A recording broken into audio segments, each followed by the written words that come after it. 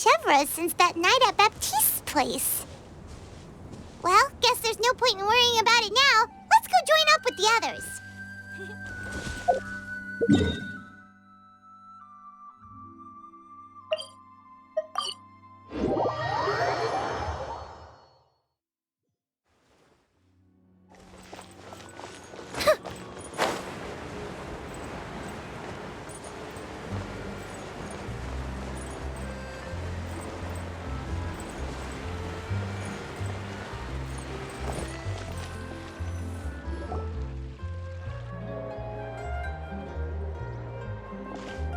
Good morning! Hayaka and I were just talking about you. Is Chevra still not joining us today? Probably not. We haven't seen her either. Huh? That's such a pity. Director Farina said that we've only got a few small scenes left before wrapping up the entire thing. She even said that she'll get me into a couple scenes so everyone will have a chance to shine in front of the camera. We were also planning on having a victory feast once we're all finished filming. You can join us, right? If only Chevros was here. I still haven't taken a photo with her. I'm afraid that can't be helped. Those special patrol folks are like phantoms when they've got a case on their hands. But to be honest, I'm even more concerned by what I read in the Steambird earlier this morning. It said that the killer in the murder case was none other than the author of the Two Musketeers. Oh yeah, I heard about that too. He came forward and confessed his crimes, but gave no explanation as to why he pulled the trigger. We didn't know about this case at all when we joined the film. Is it going to affect the reception of our work? From a pure publicity standpoint, this will draw a lot more attention to our film. I have to say, though, that no director can be perfectly comfortable with garnering attention through means other than artistic skill. To be fair, I feel like that ship sailed the moment you allowed yourself to be named as the director on our posters. It's not my fault that I'm super popular. What was that saying again? My popularity has, Sunk to an all-time low? spread to the four corners of Tibet.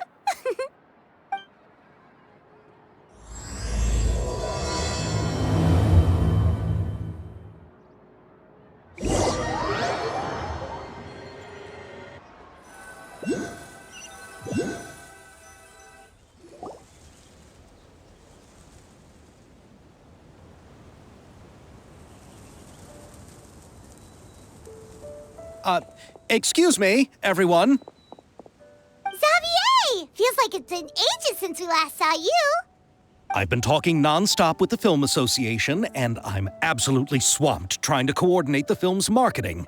So forgive me for not being around more often, but please believe me when I say that I will make sure everyone's hard work gets the exposure it deserves. Oh, seems like you've been fighting your own battles. Yes, that's one way to put it. Oh, and before we begin the final round of filming, please allow me to finally introduce you to the original investor of our film, Mr. Morris. A pleasure to meet you all.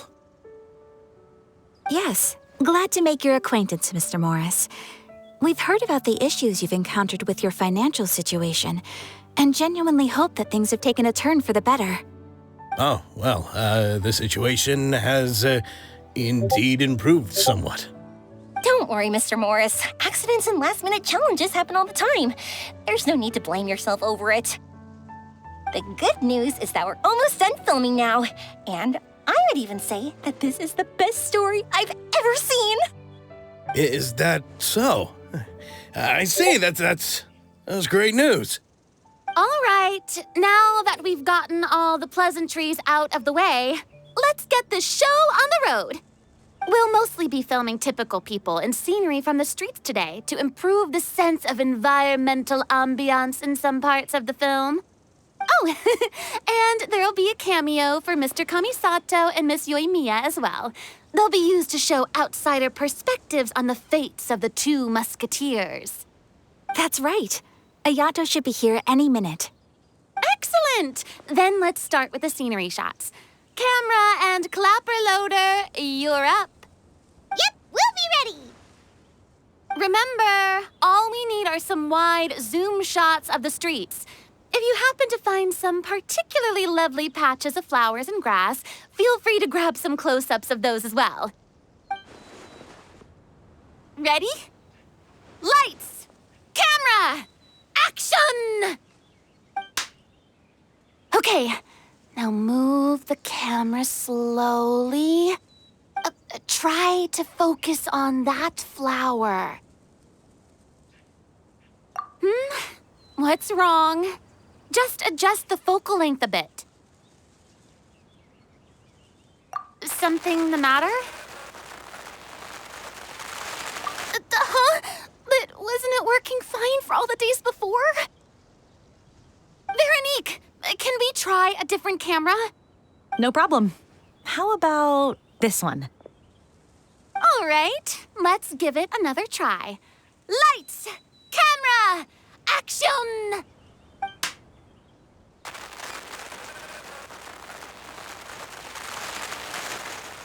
Don't tell me. This one is broken too? Veronique, do we have any other spare ones we can use? I'm afraid we only brought these two today. What? Then go find a workshop to get them repaired right away. Oh, and you too, Bono. Go find our spare camera in the warehouse and bring it back to the set. On it. Greetings, everyone. My apologies for the delay. Is something the matter, Ayaka? It seems like there are some issues with the filming equipment today. We're stuck for the moment. I see. Well, let's not just stand here twiddling our thumbs. Actors, to the makeup booth. We'll start on the next scene as soon as we get a working camera. The people at the workshop told me that the part which holds the lens in place seemed to have fallen off. That's super strange. It was perfectly fine just yesterday. Well, no time to dwell on that now. Let's get back to filming. Ahem! Quiet on set! Places, everyone! Lights! Camera! Action! By the way, have you heard about that recent murder case?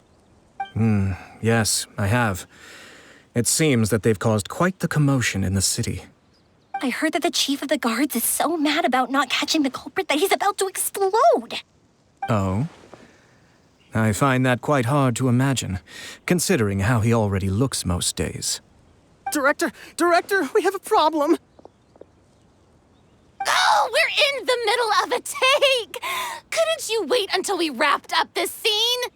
No, Director, our film, all the finalized film that we've been keeping in the case has disappeared. Oh, wait, well, what did you say? Mr. Bono, please take me to where the film was kept right away. I'm coming too. No, Yoimiya, you have to stay here. Oh. Okay, listen up. Everyone who's not working on this current scene can go with Bono to look for the film. Everyone else, stay put and wrap up the scene. Unbelievable. How could all these problems happen in just one day? We're back. How did it go? Did you find the film? We found it in the sewers. Huh? In the sewers? Is the film still okay? We discovered it just in time, so we should still be able to salvage it. The others are checking now to see if we lost any specific scenes. You scared me for a moment there. I nearly thought we had lost everything. I really don't want to experience that feeling of despair again. Okay, but who could have stolen the film and dumped it there? Could it be, some competitors working on other films? But if they wanted to harass us, why wait until the last day? Okay, we don't have time to really look into it right now. Let's strike while the iron is still hot and wrap this thing up once and for all. Yeah, let's finish it.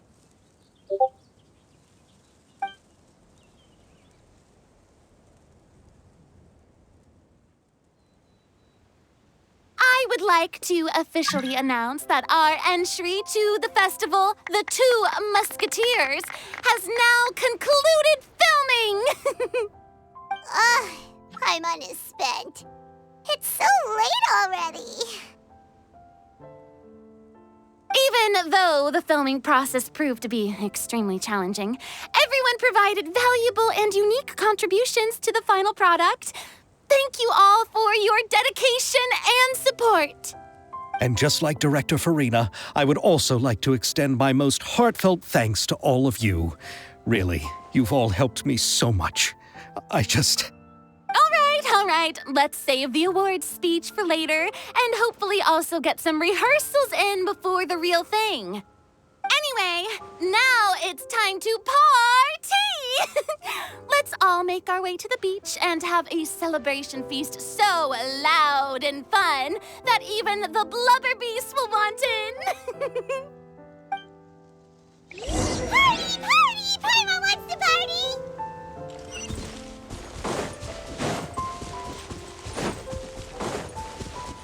Whoa! This place is hopping! Everyone's finally getting to relax after wrapping up the film. Let's go chat with someone! Have you ever seen a fireworks show, Mr. Morris? It's pretty amazing. I'm afraid I haven't, but I'll take your word for it.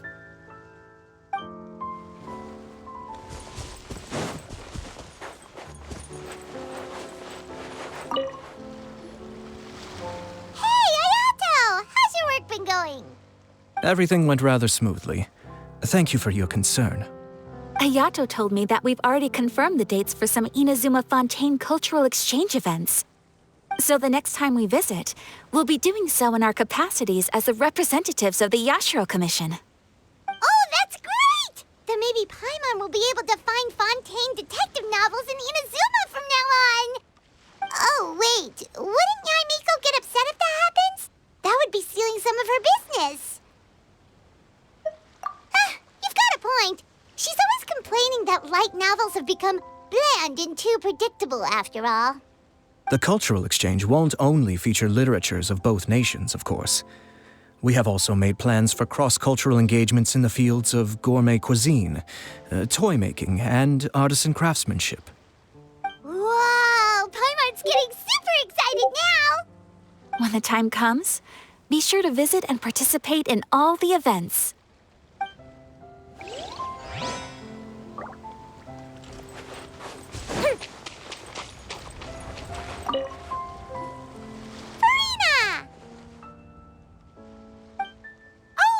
My darling clapper loader and camera operator, you've both worked really hard.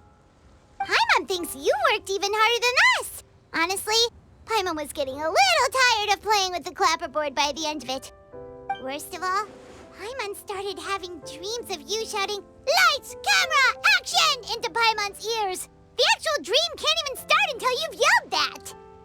Hey, if anything, shouldn't I be more grand and delightful in your dreams? We've been through so much together, and that's how your brain remembers me? That's not Paimon's fault. We've just used the clapperboard too much lately. Anyway, what's most important is that we wrapped the film. I'm pretty confident that we'll take first prize. Hey, no need to mention the official name. Wait, now that you mention it, if we did win the prize, would Farina just get a statue of herself? Come on, I don't need that kind of attention. Xavier can accept the reward on our behalf. But just imagine! Farina accepting the Farina Award and holding a Farina statue. I'm going back to my dessert now. You all can keep discussing that on your own.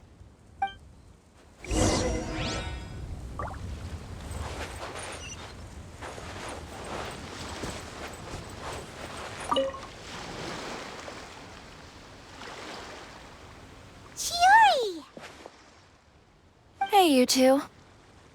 Are you not really into these kinds of big social occasions? Not particularly. But this is still better than Fontaine Fashion Week. But if this film becomes a big hit, people will definitely come flocking to your shop. Yes, that's highly likely.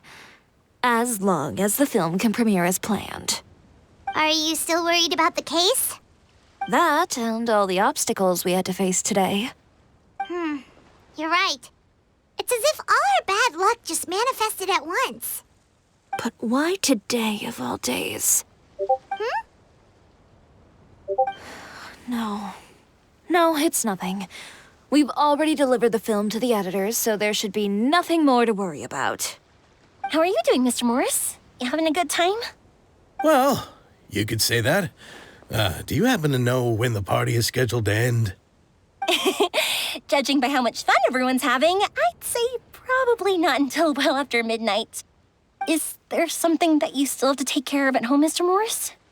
Oh, well, I'm just not a late-night person, so I might take off shortly. Oh, no! Silly me. I almost forgot something super important. Oh, what is it? I prepared a whole batch of fireworks for the party, but I forgot to bring them over from the warehouse. Fireworks, you say? Well, that's, truly a pity. Sorry things didn't go as planned. Could you help me carry them over, Mr. Morris? I won't be able to fetch all of them by myself. Me? Are you sure that you can't find anyone else? I just wanted to make this a surprise for everyone.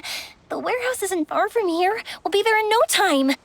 Pretty please, Mr. Morris. These are some of the best fireworks I've ever made.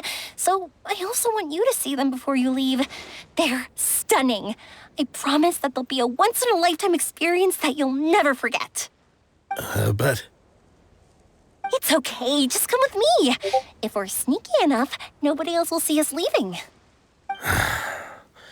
All right. The warehouse is right over here. I moved the fireworks there in advance, so it shouldn't be too much work bringing them back. It's still a ways away from the party. Sorry about that, Mr. Morris. It's probably because I'm used to carrying fireworks all the time, so it doesn't feel like a lot of work to me.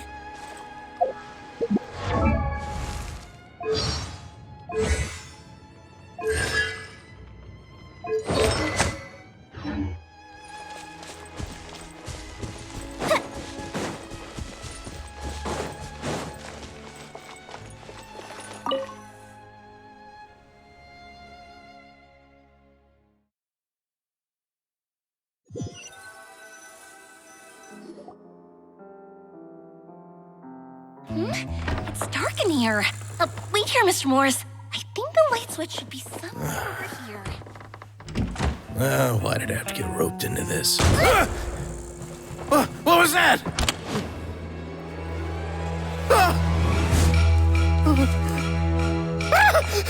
Who's there? Get me out! Get me out of here!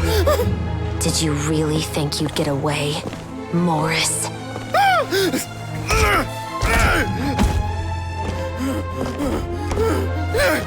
You've got the wrong guy. It wasn't me. I'm not the killer.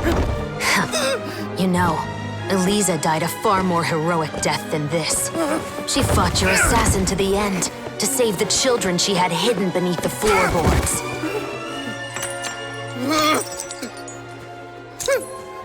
That is Eliza's pendant, the one with a photo of you two inside. The one you gave her. Ring any bells? It's a fake! It has to be! There's no way! No way your assassin didn't destroy it, you mean?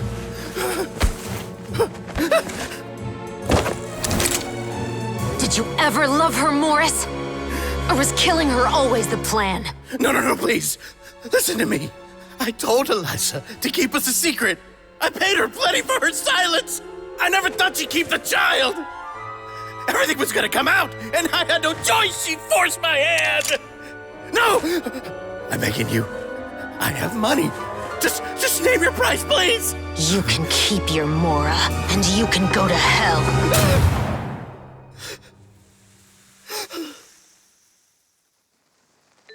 I'm Captain Shavraz of the Special Patrol.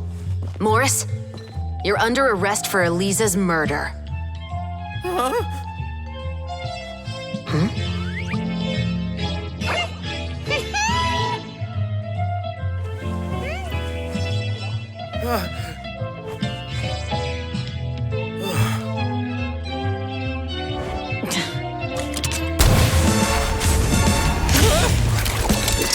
You're under arrest too, prop manager Veronique.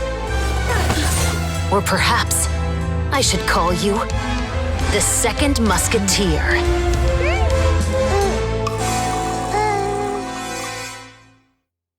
Wait, what's going on? This wasn't in the script. Drop the gun, Veronique. Why? Why would you keep me from exacting revenge on this heartless monster? Drop your weapon. This is my final warning.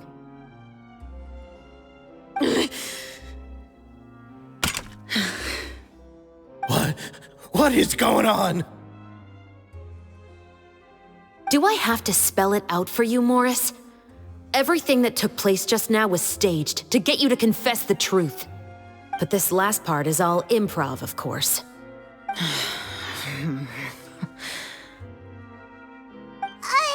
Shavraz, you told us you wanted us to help you stage a play. You never said anything about the Second Musketeer. It's because even I had no way to confirm my theory until now. Thank you for your performance, Yoimiya. Could I trouble you to go and bring in the other Special Patrol members? They should be on standby just outside. Oh, and please tell the other cast members not to worry about us. We'll be rejoining them shortly. On it!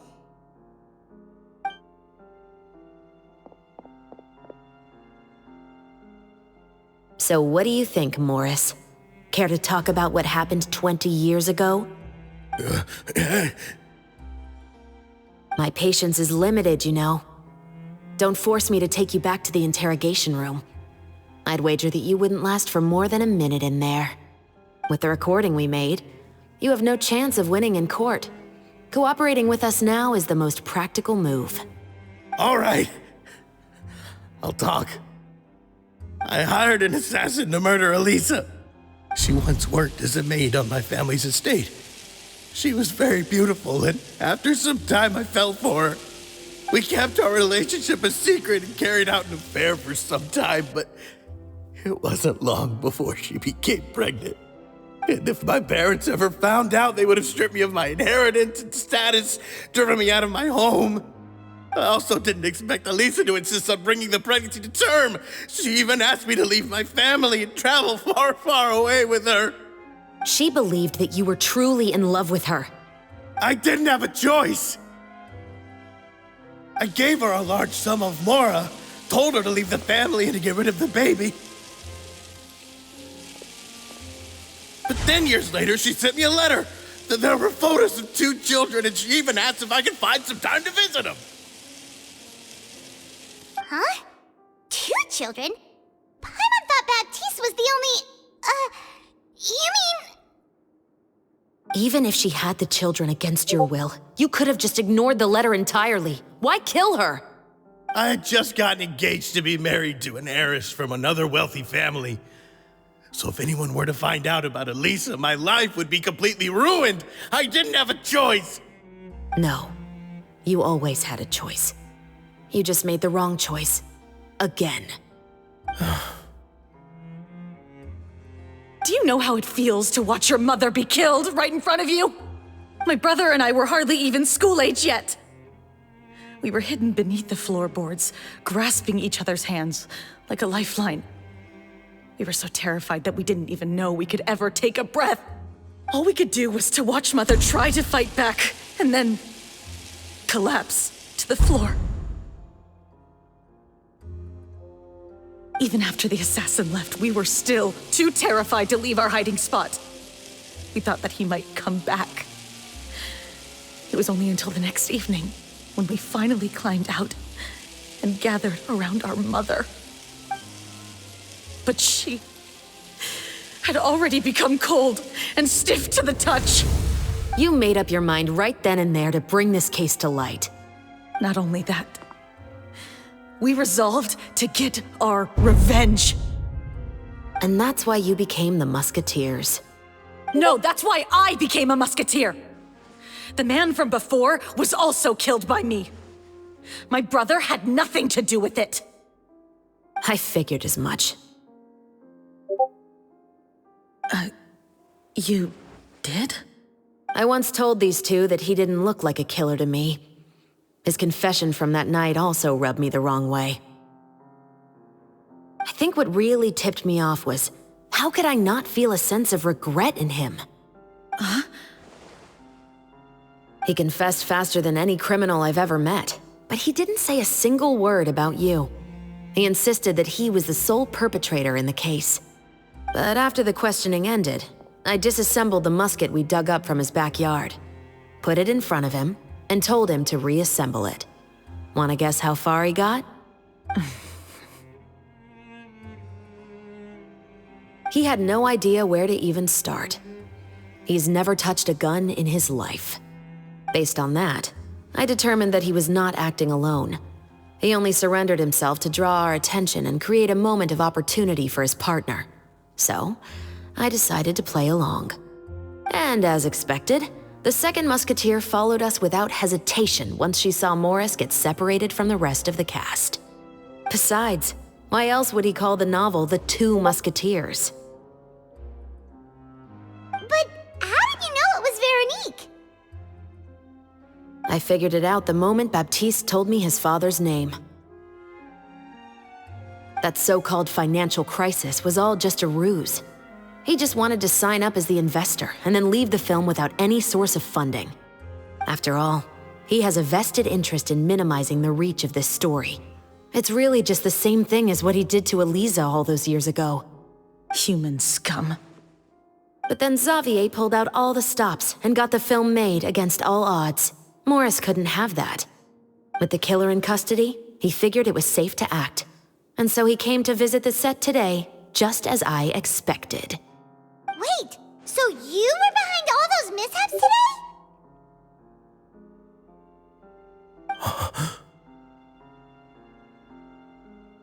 As for the identity of the second Musketeer, I assumed they'd probably stay close to Morris and look for an opening.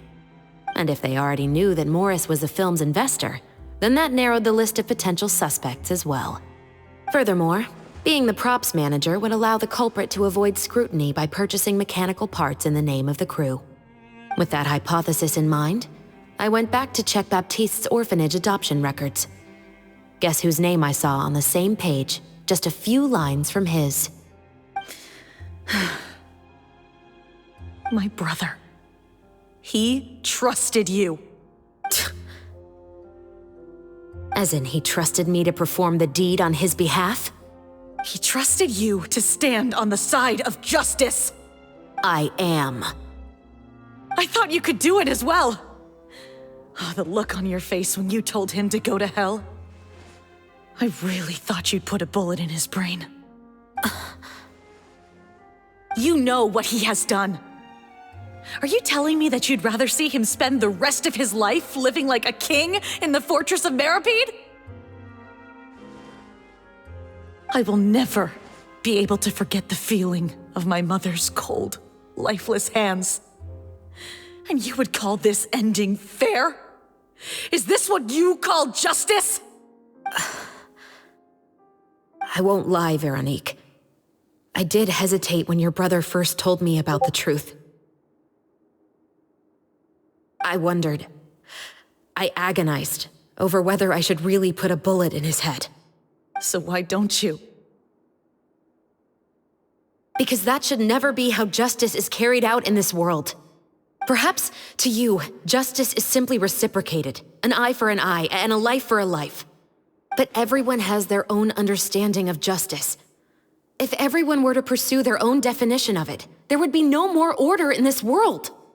Today, you'll kill Morris, and tomorrow, his children may come for you. The world cannot render judgments based on a desire for revenge. That will only lead to a cycle of revenge, as well as the destruction of order and civilized society. Fontaine is founded on a set of laws and a standardized code of justice. That is why we are the nation of justice. But with all that said, I will promise you this. Morris will not lead a cushy life in the fortress of Maripede. Chevros, the rest of the special patrol is here. Thank you so much, Yoimiya. Letelier, Terena, please take them away.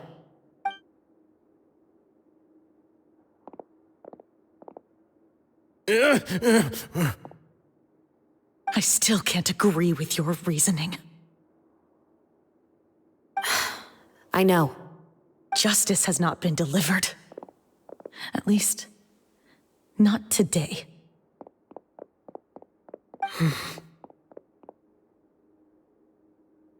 Chevros. Let's go. We should give an explanation to the crew. Thank you for your concern. I'm fine. I'm just thinking about the things in life that have driven people to take justice into their own hands.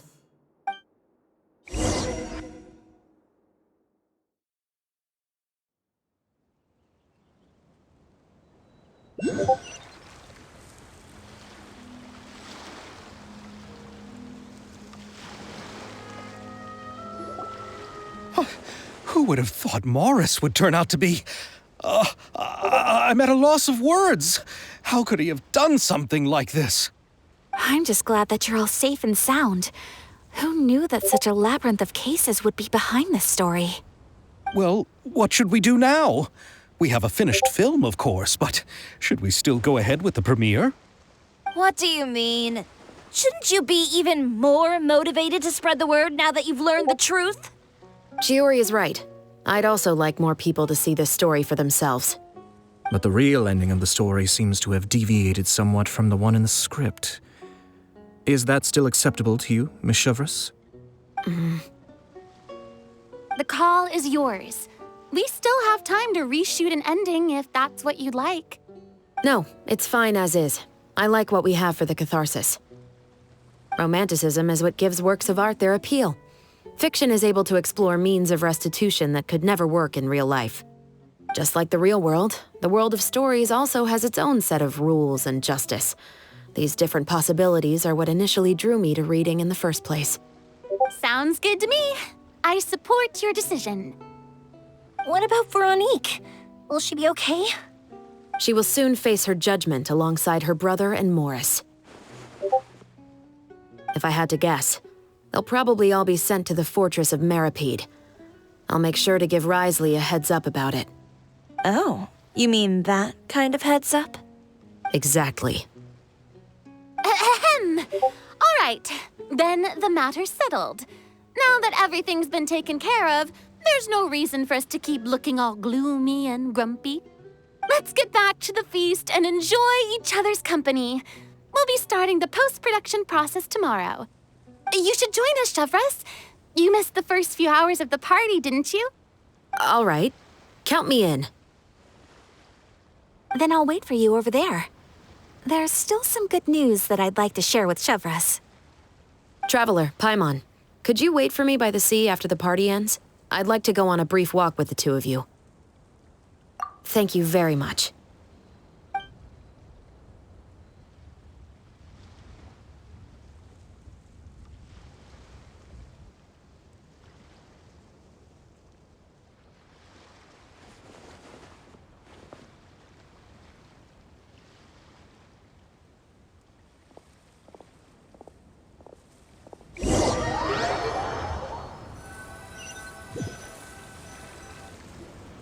Sorry for the wait.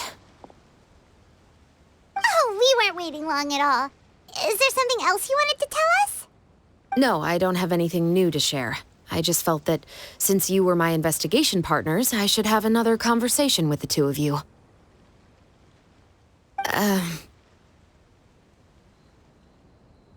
Traveler, how would you have responded to Baptiste's request if you were in my shoes? Is that so? Well, thanks for sharing. When I was young, my father often took me here to swim. We'd come rain or shine, even when it was freezing cold.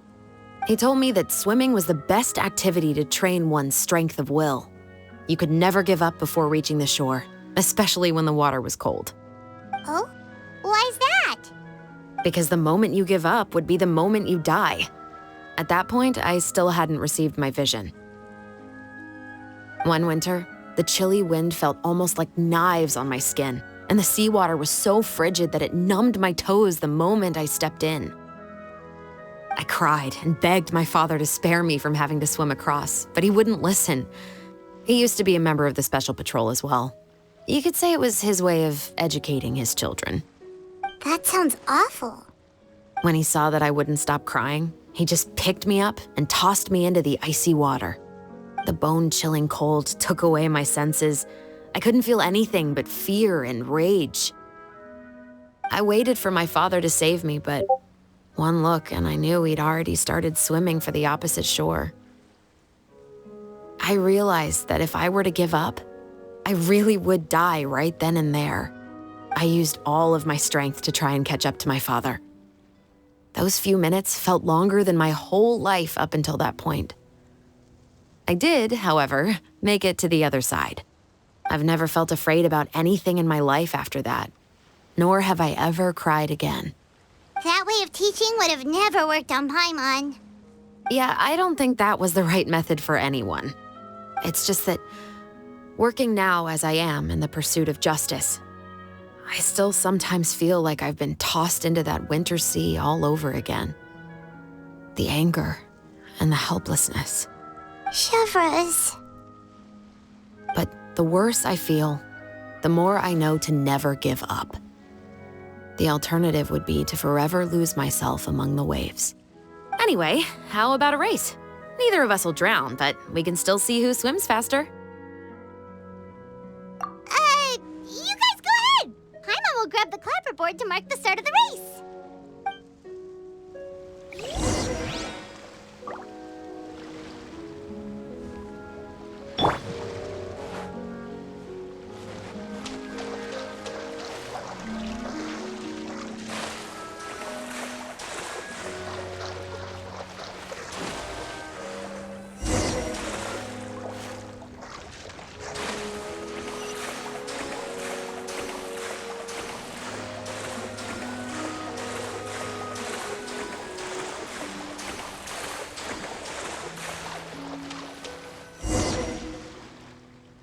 Whoa, that felt good.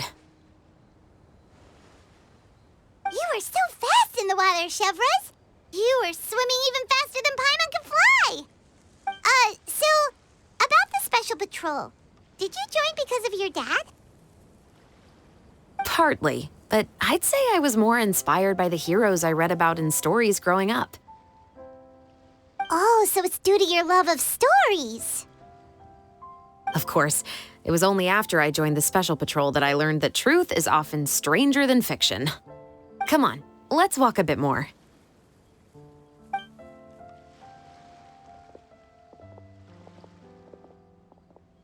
To be honest, I do sometimes question whether the decisions I make are the right ones. But I know that no matter what, I must keep swimming. Because the only thing I've got my eyes on is the shore in the distance.